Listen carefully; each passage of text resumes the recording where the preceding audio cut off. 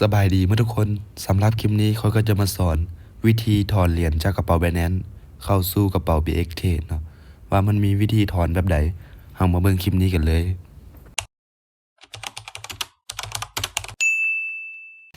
ก่อนอื่นแม่นให้ทุกคนล็อกอินเข้าสู่ระบบ Binance ให้สำเร็จเนาะมันจะเด้งมาหน้านี้แม่นให้ทุกคนกดเข้าไปที่กระเป๋าเนาะเป็น Wallet อยู่นี่กดเข้ามา Wallet หลังจากนั้นแม่นให้ทุกคนเลือกมาที่เงินทุนเนาะแล้วมันจะมีคำว่าถอนอยู่นี่แล้วทุกคนกดถอนเลยมันจะเด้งมาหน้านี้แม่ให้ทุกคนเลือกเป็นเหรียญ USDT เนาะหลังจากนั้นมันจะเด้งมาหน้านี้เนาะก็คือมันจะให้เลือกว่าเราจะถอนไปช่องทางใดเนาะสำหรับช่องทางเดบิตก็คือช่องผ่านเครือข่ายเนาะเราต้องไปเข้าล็อกเอาเลขกระเป๋าอยู่ BX Trade เนาะมาวางใส่เนาะช่องแรกนี่สำหรับช่องที่2ก็คือช่องผ่านอีเมลหรือว่า ID เนาะก็คือเฉพาะ Binance กับ Binance เนาะตัวนี้เนาะก็จะเลือกตัวที่1เลยแล้วมันจะเด้งมาหน้านี้เนาะก็คือจะมีอยู่3ช่องที่เราใส่ข้อมูลได้เนาะช่องแรกแม่นที่อยู่ก็คือเป็นเลขกระเป๋าของ BX Trade เฮาเนาะโอเคค่อยจะไปล็อกอินเข้า BX Trade เนาะหลังจากเฮาล็อกอินเข้าสู่ระบบ BX Trade ได้สำเร็จแล้วแม่นให้ทุกคนกดเข้ามาที่3 คีย์เนาะหลังจากนั้นกดเข้ามาที่กระเป๋าเนาะโอเคมันจะเด้งมาหน้านี้ก่อนอื่นเนาะแม่นให้ทุกคนทำการยืนยันตัวตนให้สำเร็จก่อนเด้อเนาะจึงสามารถซื้อขายผ่านเนาะเซนได้เนาะก็คือต้องยืนยันตัวตนให้สำเร็จก่อนทาง BX Trade และ Binance เนาะหลังจากนั้นแม่นให้ทุกคนกดเติมเงินเลยแล้วเลือกเครือข่ายคริปโตเนาะมันจะเด้งมาหน้านี้ถ้าว่าทุกคนยืนยันสำเร็จเนาะมันจะมีเลขกระเป๋าอยู่เฮาอยู่นี่เนาะแม่นทุกคนคัดลอกเอาเนาะหรือว่าแคปเอา QR นี่ก็ได้เนาะ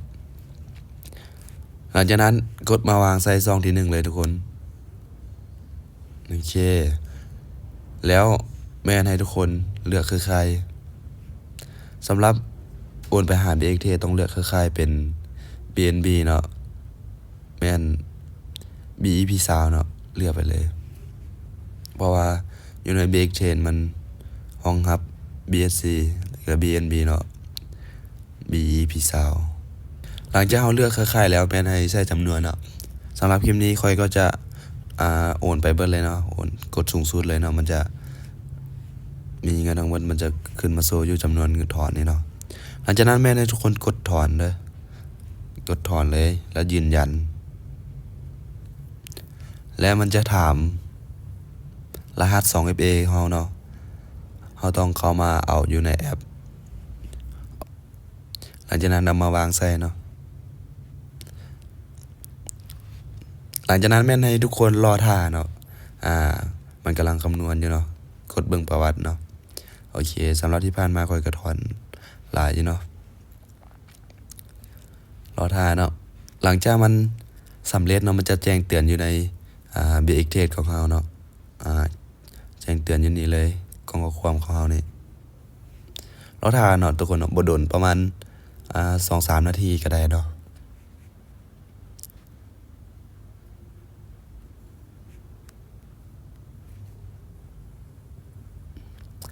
โอเคตอนนี้เหรียญก็เข้ามา BX Trade เป็นที่เรียบร้อยเนาะทุกคนเนาะ